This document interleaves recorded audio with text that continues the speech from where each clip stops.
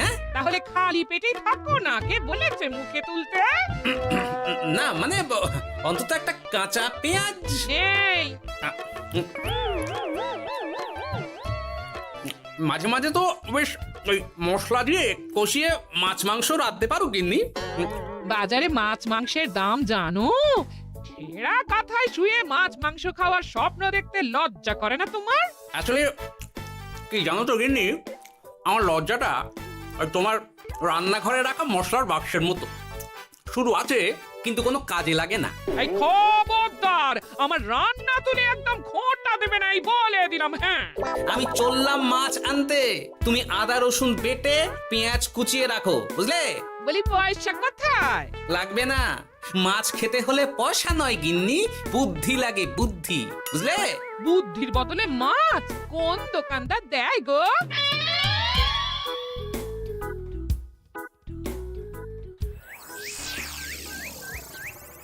না না না না না, কিছুতেই বুঝে উঠতে পারছি না। এই নিন জাহাপনা, আপনার জন্য আম পোড়া শরবত এনেছি, খেয়ে নিন। ওরা কপাল আগে সামলাই, তারপর আম পোড়ার শরবত খাবো। সে কি জাহাপনা, আম তো আপনার প্রিয় ফল। তার চেয়েও প্রিয় ক্ষমতার লোভ। এদিকে কৃষ্ণনগর ঠিক যেন পাকা হিমসাগর, ওদিকে বর্ধমান যেন হৃষ্টপুষ্ট ফজলি, আর খাম্বাজ রাজ্য যেন লাল হলুদ গোলাপ ঘাস। এদের একসঙ্গে খেতে না পারলে আমার ঠিক ভাত হজম হচ্ছে না উজির। হবে হবে, খুব তাড়াতাড়ি এই রাজ্যগুলো আপনার বর্ষতা স্বীকার করবে জাহাপনা। শুধু চাই সঠিক উপায়। কি উপায়? এদের সঙ্গে যুদ্ধে লড়ে আপনি সহজেই রাজ্যগুলো জিতে নিতে পারেন জাহাপনা, কিন্তু তাতে রাজ্যবাসীর ভালোবাসা পাবেন না। রাজ্যবাসীর ভালোবাসা পেতে হলে প্রমাণ করতে হবে তাদের রাজারা অপদার্থ। কি বলছো উজির? আমার তো কিছুই মাথায় ঢুকছে না। আপনি হলেন বাংলার নবাব, আর কথায় আছে না, মাছে ভাতে বাঙালি। বাঙালিকে না বুঝলে বাংলা জিতবেন কিভাবে? আসুন আসুন জাহাপানা, আসুন, আমি আপনাকে বাতলে দিই বাংলা জেতার উপায়। সাব্বাস উজির, তোমার বুদ্ধিটা ঠিক পাকা ল্যাংড়া আমের মতো না, মিষ্টি।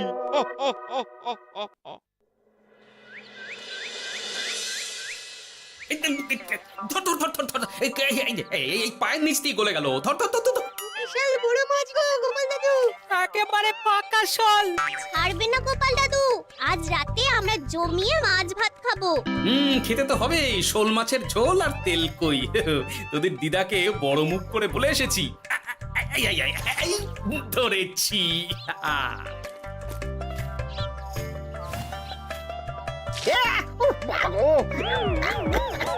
ছি ছি ছি ছি, কি দুর্গন্ধ! গোপালকে ছাড়বেন না মহারাজ, ও ইচ্ছে করে আমার মুখে কাদা ছুঁড়েছে। ঠাকুর বলেছেন মানুষ নিজের কর্মফল একদিন না একদিন ঠিক পাবে। মন্ত্রী মশাই যে এত তাড়াতাড়ি পেয়ে যাবেন ভাবতেই পারিনি। দেখেছেন মহারাজ, দেখেছেন? দোষ করে এখন আবার ধর্মের বাণী দিচ্ছে। তুমি রাজসভা কামাই করে এসব কি করছো গোপাল? যা সামান্য বেতন পাই সব পেঁয়াজ রসুন কিনতেই ফুরিয়ে যায় মহারাজ, তাই মাছটা নিজেই ধরে খাচ্ছি। হ্যাঁ? মহারাজ আপনার পায়ে পড়ি। থাক থাক, আর আমার পা ছুতে হবে না গোপাল। কেন মহারাজ? আমি তো মন থেকে আপনাকে সম্মান করি, বলুন। এ তো আচ্ছা জ্বালাতন। মুর্শিদাবাদের নবাব বাহাদুর আপনাকে একটি বিশেষ পত্র পাঠিয়েছেন, অনুগ্রহ করে গ্রহণ করুন।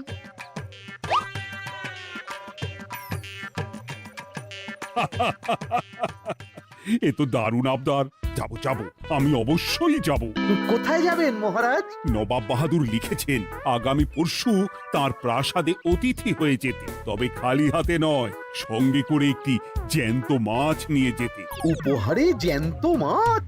নবাব বাহাদুরকেও আমার মতন জল দিয়ে নুন ভাত খেতে হচ্ছে নাকি? নবাব হোক বা ফকির, সবার গিন্নি সমান। কিন্তু সঙ্গে করে কি মাছ নিয়ে যাওয়া যায়? ভেটকি, চিতল নাকি কাতলা? আচ্ছা, আগামীকাল রাজসভায় আমি সবার মতামত শুনবো। গোপাল, আগামীকাল ঠিক সময় চলে এসো কিন্তু। আগে যাব মহারাজ, শুধু আমার বেতনটা। ভেবে দেখবো। চল রে, আজ অনেক মাছ পেয়েছি, চল চল চল।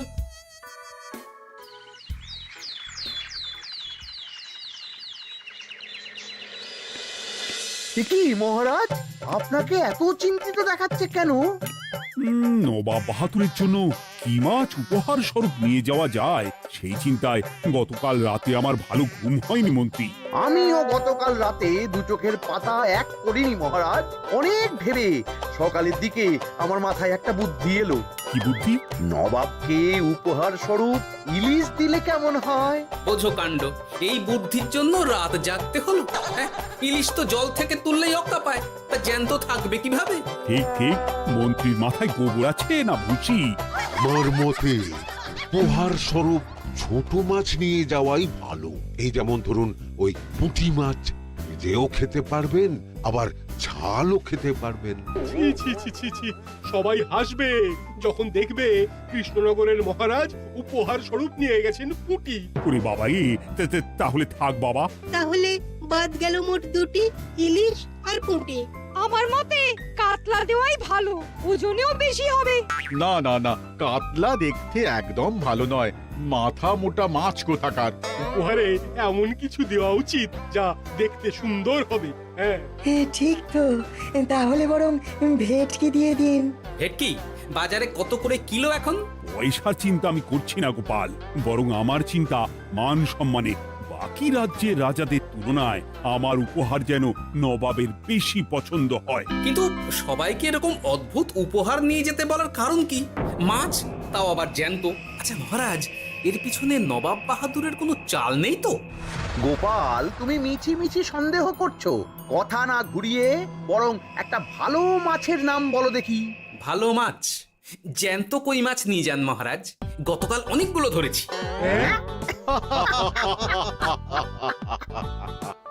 কি, এত ভালো ভালো মাছ থাকতে আমি শেষে কই মাছ নিয়ে যাব? তুমি সমাধান না দিয়ে উল্টে মজা করছো গোপাল। দূর হয়ে যাও, দূর হয়ে যাও আমার চোখের সামনে থেকে। আগে ভাড়ামো করার জন্যই তো মাস গেলে বেতন পাই মহারাজ। মানে কি বলতে চাইছো গোপাল? নবাব বাহাদুর কি চান সেটা আমরা সবাই জানি, তাই বলছি মাছের গর্তে হাত ঢোকানোর আগে পরীক্ষা করে নেওয়া উচিত ভেতরে সাপ আছে কিনা।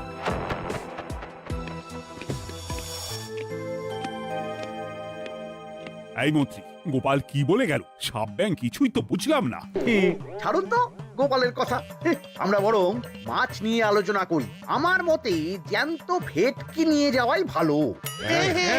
আমাদেরও ওই ভেটকিতেই মত আছে। বেশ, এই নাও 100 মোহর। বেছে বেছে সবচেয়ে বড় ভেটকিটা বাজার থেকে কিনে আনো মন্ত্রী। তারপর তাকে রূপোর গামলায় জল ঢেলে রাখো। আমি কাল ভোর ভোর মুর্শিদাবাদের উদ্দেশ্যে রওনা হব। কোনো চিন্তা করবেন না মহারাজ, কাজ হয়ে যাবে। যাওয়ার সময় চিঠিটাও সঙ্গে করে নিয়ে যেতে হবে। নবাবের হুকুম।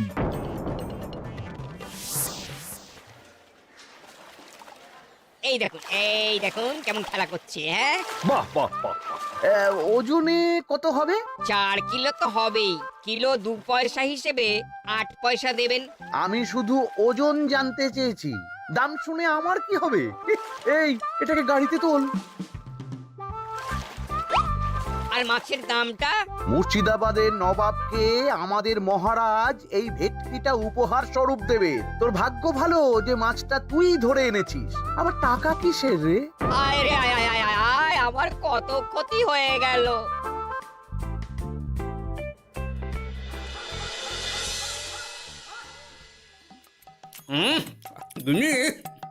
তেল কৌটে যা রেঁধেছ না। বলি বলি আর কটা মাছ আছে গো?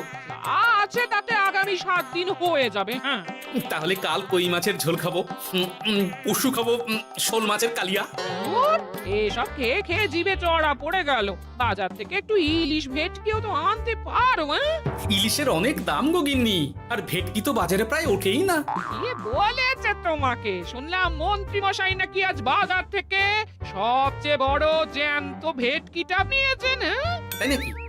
তার মানে আগামীকাল নিশ্চয়ই মহারাজ ওটা নিয়েই মুর্শিদাবাদ যাবেন। আমার মনটা বড্ড কু ডাকছে গিন্নি। না, এভাবে ছেড়ে দিলে হবে না, একটু পরীক্ষা করে দেখতে হবে। হাজার হোক এ রাজ্যটা তো আমারও। এত রাতে আবার কোথায় চললে গো? দেখতে গর্তে সাপ আছে না মাছ। হ্যাঁ?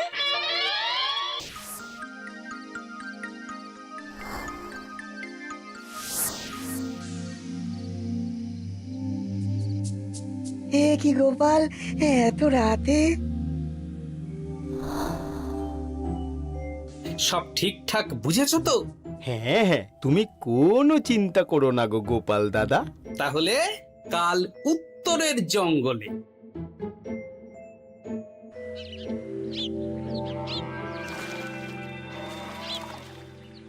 ভেটকি মাছটা রূপোর গামলায় রেখে গরুর গাড়িতে তুলে দিয়েছি মহারাজ। আর নবাব বাহাদুরের চিঠিটা? ইয়ে, সিংহাসনের উপর, নিচে, ডাইনে, বাঁয়ে সব জায়গায় খুঁজলাম, কোথাও নেই। সে কি তাহলে? এমন চিত্তাকর্ষক উপহার দেখলে নবাব বাহাদুরের চিঠির কথা মনেই থাকবে না। আপনি নির্দ্বিধায় যাত্রা শুরু করুন মহারাজ। ঠিক বলেছ।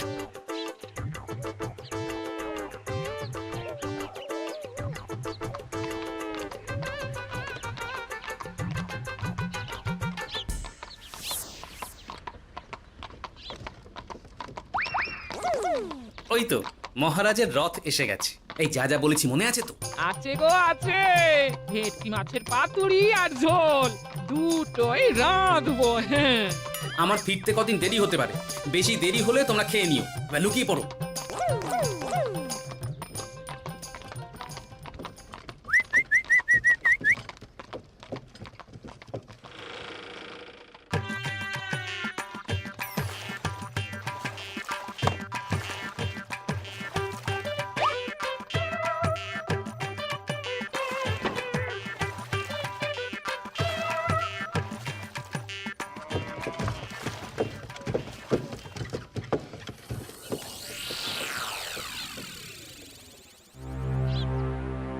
ওই দেখা যায় রথে চেপে সবাই ধীরে ধীরে এদিকেই আসছে জাহাপানা।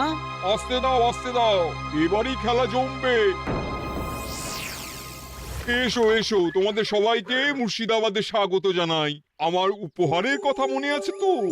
আছে জাহাপানা আছে, শুধুমাত্র আপনার জন্য আমি নিয়ে এসেছি একটা জ্যান্ত কাতলা। এই নিয়ে এসো। আমার উপহারও কিছু কম নয় জাহাপানা, নিয়ে এসো। আর তোমরা? আর কৃষ্ণচন্দ্র, তুমি কি এনেছো? এদের সবার চেয়ে ভালো উপহার এনেছি, যা দেখলে আপনার মন একেবারে আনন্দে নেচে উঠবে। ইচ্ছে করবে এক্ষুনি হয় পাতুরি না হয় ঝোল করে খেয়ে নি। তাই নাকি? হ্যাঁ, খাস নবাব বাহাদুরের জন্য আমার বিশেষ তোফা। কই নিয়ে এসো। এই তো কই নিয়ে এসেছি মহারাজ। গোপাল, তুমি? ভেটকি কোথায়? এতক্ষণে গিন্নি রান্না বসিয়ে দিয়েছে।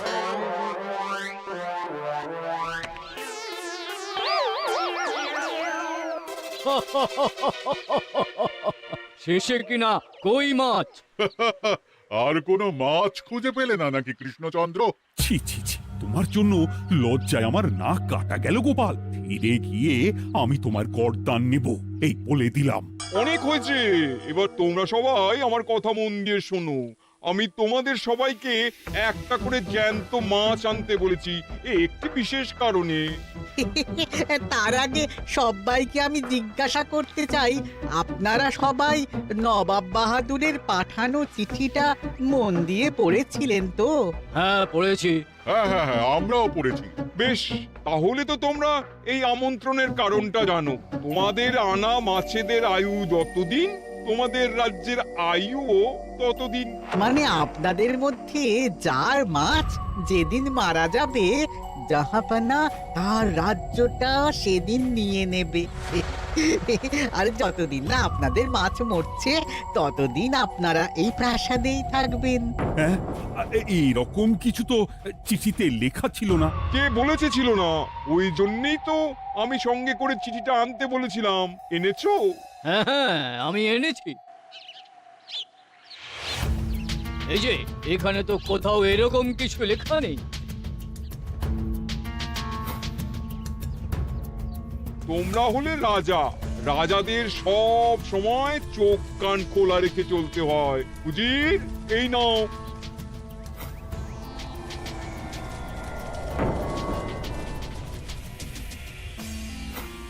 সত্যি তো, চিঠিতে তো এটাই লেখা আছে। আমাদের সঙ্গে প্রতারণা করা হয়েছে। হ্যাঁ হ্যাঁ, আমরা কেউ বুঝিনি চিঠিতে কার চুপি করা আছে। চুপ! বেশি গলা তুলে কথা বললে গলাটা শরীরের ওপরে নাও থাকতে পারে। আজ এই মুহূর্ত থেকে এই খেলাটা শুরু হলো। তোমাদের রাজ্যের আয়ু এখন তোমাদের আনা মাছেদের কাছে।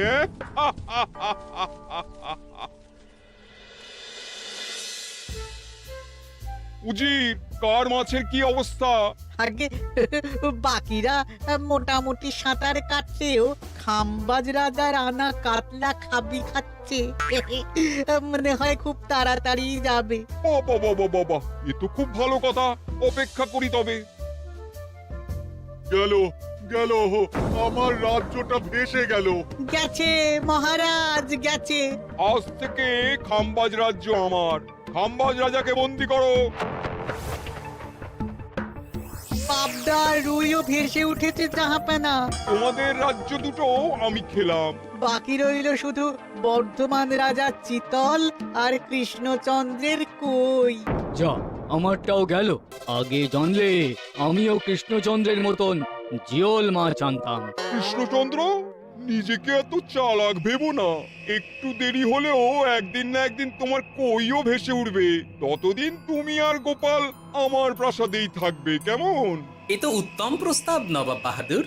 আপনার প্রাসাদের বিরিয়ানির কোনো তুলনাই নেই। অনেকদিন নুন ভাত খেয়ে আছি, আজ একটু বিরিয়ানি হবে নাকি? পেয়ে যাবে গোপাল। নবাবের প্রাসাদে অতিথিদের যত্নের কোনো ত্রুটি হবে না।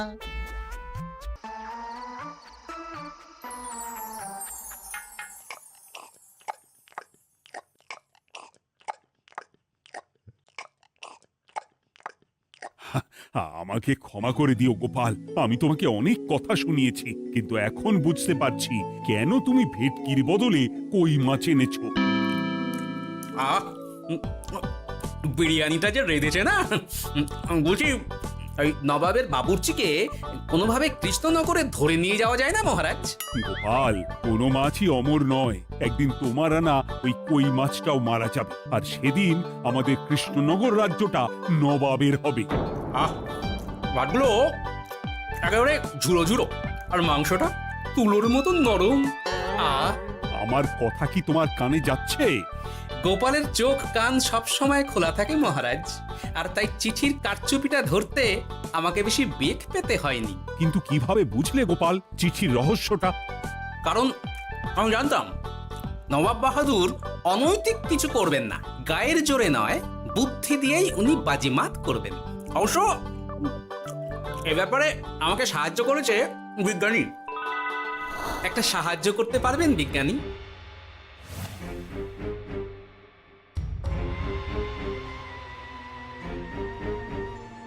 তোমার সন্দেহ একদম ঠিক গোপাল। এই চিঠিতে লেবুর রস দিয়ে লেখা হয়েছে কয়েকটি লাইন, যা শুধু আগুনের তাপেই ফুটে উঠবে। এই নাও। সর্বনাশ! গর্তে মাছ নয়, বিষধর সাপ আছে। এবার কি হবে গোপাল? আগামী 7 দিন পেট ভরে বিরিয়ানি খাবো মহারাজ। ততদিনে ওরা এসে যাবে। কারা আসবে? দেখুন না শুধু।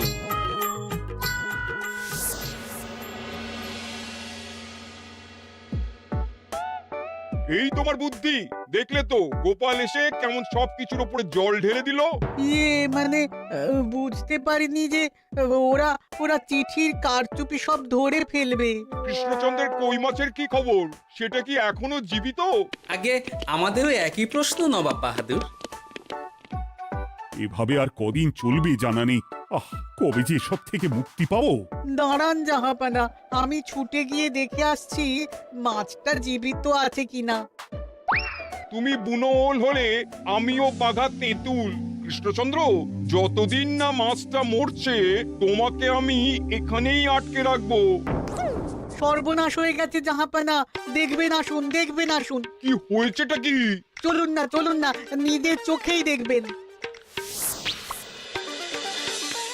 সে কি, কই মাছ বাচ্চা দিয়েছে? এটার অপেক্ষাতেই তো ছিলাম। ওরা এসে গেছে মহারাজ। এবার আপনার রাজ্য সুরক্ষিত। মানে নবাব বাহাদুরের কথা অনুযায়ী মাছ মারা গেলে রাজ্য ছাড়তে হবে। এমনিতেই কই মাছের জান শক্ত, এরাও বড় হবে, বাচ্চা দেবে। এইভাবে কই মাছের গুষ্টি মরে শেষ হতে হতে নবাব বাহাদুর আর বেঁচে থাকবেন না। নয়, হ্যাঁ। বেছে বেছে ঠিক মা কই মাছটাকে নিয়ে এলে। এবার রাজ্যে ফিরি। কি লাভ? সেই তো নুন ভাত খেয়েই থাকতে হবে। না, আমি তোমার বেতন 10 গুণ বাড়িয়ে দেব। আর যাওয়ার সময় নবাবের বাবুর্চিকেও ধরে নিয়ে যাব। আজ থেকে তুমি শুধু বিরিয়ানি খাবে। জয় জয় মহারাজের জয়, জয় কই মাছের জয়।